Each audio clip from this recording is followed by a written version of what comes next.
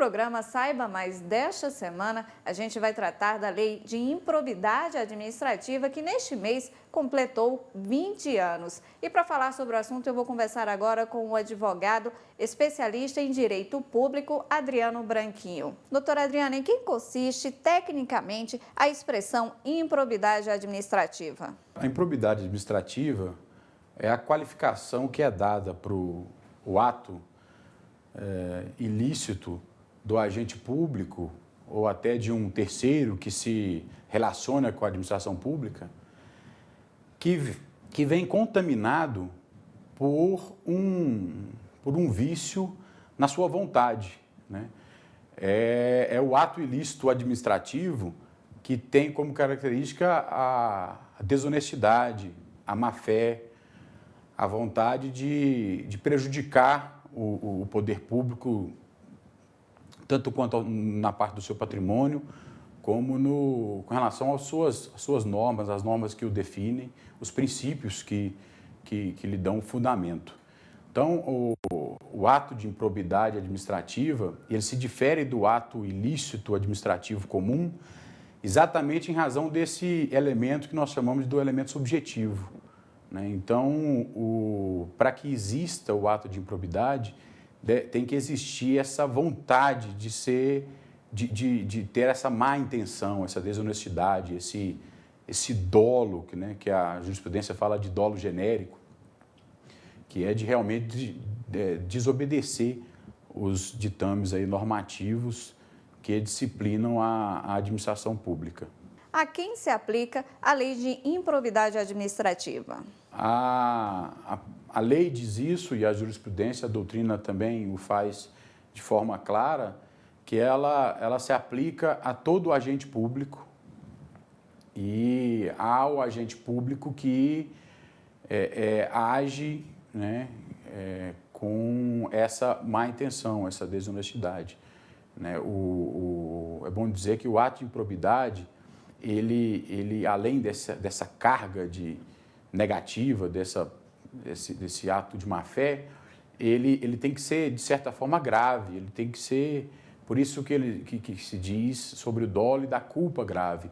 Então, todo aquele agente público que agir dessa forma, né, causando prejuízo ao erário, ou beneficiando a si próprio ou a terceiro, ou então simplesmente inobservando, desprestigiando um princípio administrativo, e aí nós podemos falar que o núcleo, todos os princípios administrativos nessa parte se concentram no princípio da moralidade, ele pratica o ato de improbidade. E o terceiro que o ajuda, que contribui com a prática desse ato, ele também fica submetido aos ditames, aí, às tipificações e às penas, né, as sanções que a lei estabelece. Quais são os atos de improbidade administrativa? Bom, é difícil, não tem como nós especificarmos quais são os atos, né, que são ímprobos, né? Mas o que a lei traz são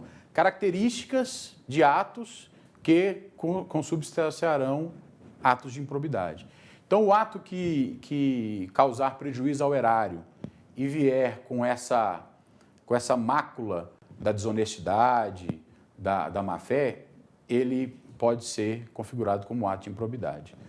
O ato que beneficia ao próprio servidor, ao próprio agente público, e também beneficia um terceiro, e vier também com contaminado desse elemento subjetivo, que pode ser dolo, né, que pode ser o dolo ou a culpa, a jurisprudência vacila em relação a isso, o STJ às vezes já tem precedente falando que para qualquer tipo de improbidade é exigido o dolo, mas a grande maioria hoje ainda entende que o dolo ou a culpa grave, né? Então, tendo essa carga negativa, o ato pode ser tido como de improbidade.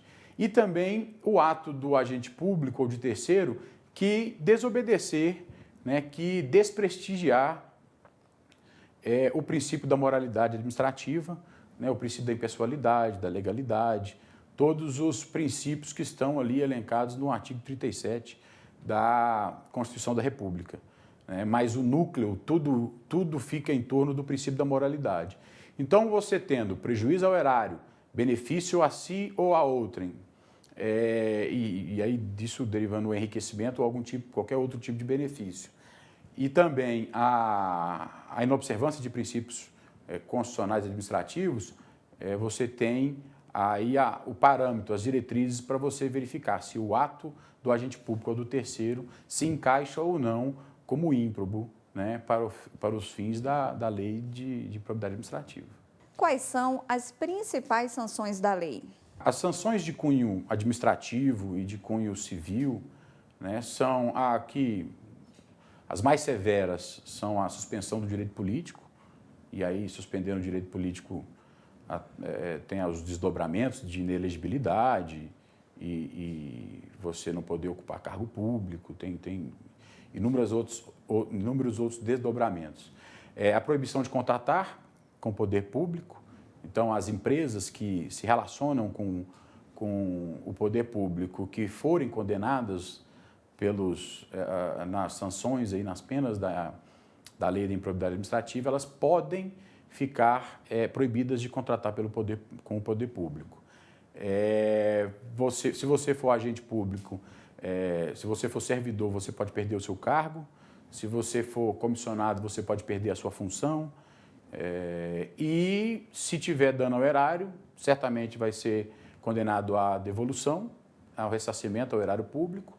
Se houver enriquecimento ilícito também em decorrência desse ato, esse dinheiro pode ser ressarcido. E temos também as multas. Podem ser aplicadas multas que não têm relação direta com o enriquecimento, né, mas que também têm caráter pecuniário. Doutor Adriano, qual o papel principal da lei de improbidade administrativa? A lei de improbidade é muito importante. Nós que somos advogados e militamos na área, ao mesmo tempo que a gente lida com as situações dos nossos clientes, a gente consegue verificar a importância dessa lei.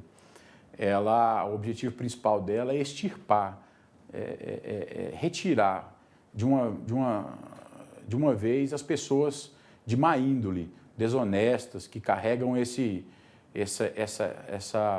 essa vontade de prejudicar realmente o poder público em todas as esferas, né? Isso, tudo que foi dito aqui, serve para o âmbito federal, estadual ou municipal, para o poder executivo, judiciário e para o legislativo. Então, a ideia da lei é tirar de todas essas esferas, de todos esses poderes, essas pessoas que lidam com a coisa pública de forma descompromissada, de forma desonesta, né?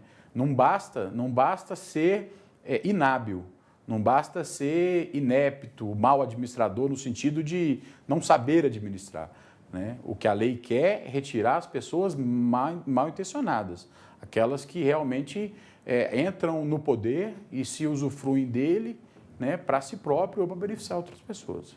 Em quais situações um ato não se configura como improbidade administrativa? O ato não vai configurar a improbidade administrativa quando ele não carregar esse elemento subjetivo. Quando o agente público, o administrador, agir, às vezes, de forma inepta realmente, com erros não grosseiros, né? Às vezes ele pratica o ato com culpa, mas não é uma culpa grave. Ele foi negligente, foi imperito, foi imprudente às vezes, mas nada que fuja do normal. Se fugir desse normal, se for algo que um administrador público era obrigado a saber e ele mesmo assim age, hoje a jurisprudência entende que isso é tido como uma culpa grave.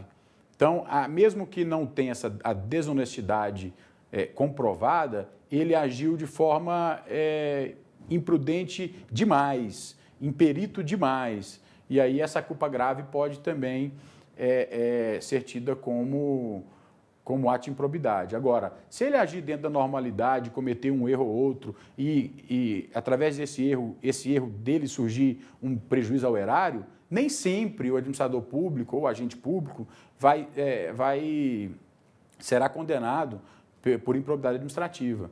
né? Muitas das vezes ele se apoia em pareceres, do seu jurídico, às vezes ele consulta os tribunais de contas. Então, se ele se cercar desses cuidados, de estar sempre tentando não errar, ele não vai incorrer nas condutas tidas como de improbidade administrativa.